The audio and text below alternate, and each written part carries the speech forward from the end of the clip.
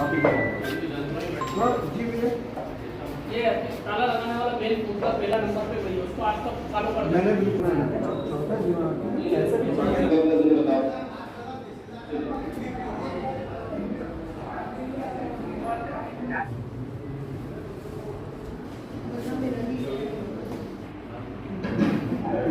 GMTIC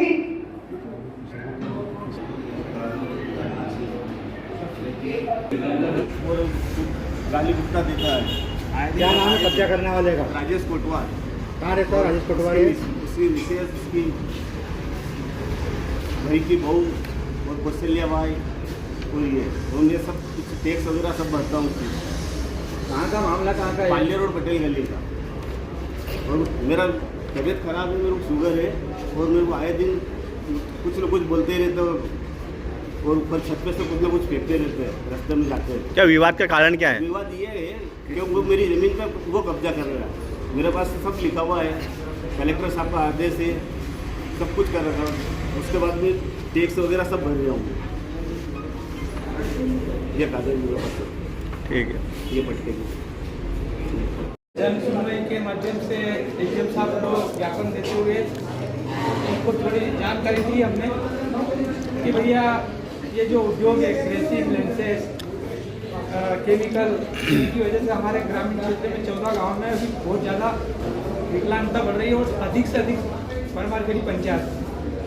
तो हमारा DM साहब से इनसे यही निवेदन है कि कम से कम हमारे लोगों को, जो विकलांग लोग हैं, इनको कम से कम पेंशन चालू कराई जाए और ये जो एसिड का जो चल रहा है इसको बंद करवाए और कड़ी से कड़ी कार्रवाई की।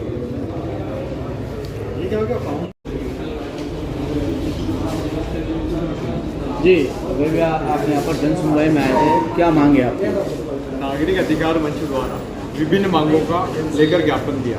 सबसे पहली मांग तो नागरिक अधिकार मंच ने ये दी कि पिछले काफ़ी समय से नगर में नशे का कारोबार चल रहा है, स्मैक का और अन्य चीज़ों का, और 364 दिन में से लगातार चलता है। सिर्फ एक दिन पुलिस पकड़ लेती है, वो काफ़ी नहीं है। हमारा शहर का युवा नशे के जाल में फंस चुका है। जावरा से होलसेल में माल आता है।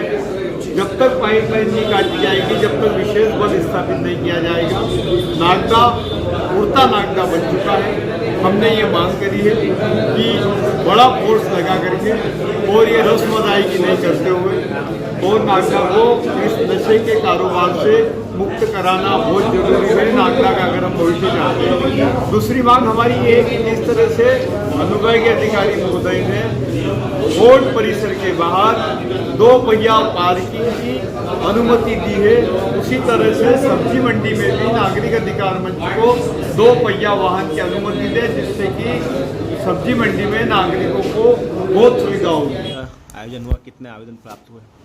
शासन के निर्देशानुसार प्रति मंगलवार को जन सुनवाई होती है, उसमें आज टोटल 9 आवेदन प्राप्त हुए। 4 नगर परिषद से संबंधित थे, 2 रेवेन्यू से संबंधित, 1 PWD से संबंधित और 1 स्वास्थ्य सुविधा संबंधित था तो BMO को भेजा गया, और 1 MPB से संबंधित था, एक पोल को हटाने के लिए। तो पोल वाला आवेदन चूँकि उसके संबंध में यहीं जांच कर ली गई और वो अनुपयुक्त पोल है एक तरह से, तो वो जल्दी हट जाएगा। पट्टे के संबंध में एक शिकायत प्राप्त हुई वो कि मेरे पट्टे की भूमि पर किसी अन्य व्यक्ति ने अतिक्रमण किया है, तो उसके संबंध में CMO साहब से जानकारी ली गई। वहाँ पहले टीम जा चुकी है, नगर पालिका और रेवेन्यू के संयुक्त। तो एक पड़ोसी के पास रजिस्ट्री है उसी ज़मीन की, और जो व्यक्ति यहाँ आया था उसके पास उस ज़मीन का पट्टा है, तो करीब 4-5 फीट का डिफरेंस है दोनों में।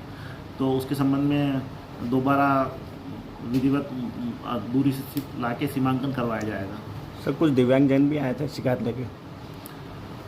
उद्योग के द्वारा जो के शिकायत लेके आए थे 4-6 लोग, तो वो कि प्रदूषण हो रहा है, उससे परमारखेड़ी चंबल नदी में जल उसका रसायन युक्त पानी के संबंध में और वो थी, तो उसके संबंध में पहले भी शिकायत प्राप्त हुई है। तो एक बार सैंपलिंग करवाई है प्रदूषण विभाग से, और कल भी हमारी टीम गई थी गोल्डन केमिकल्स की जांच के लिए, नायब तहसीलदार मैडम की उसमें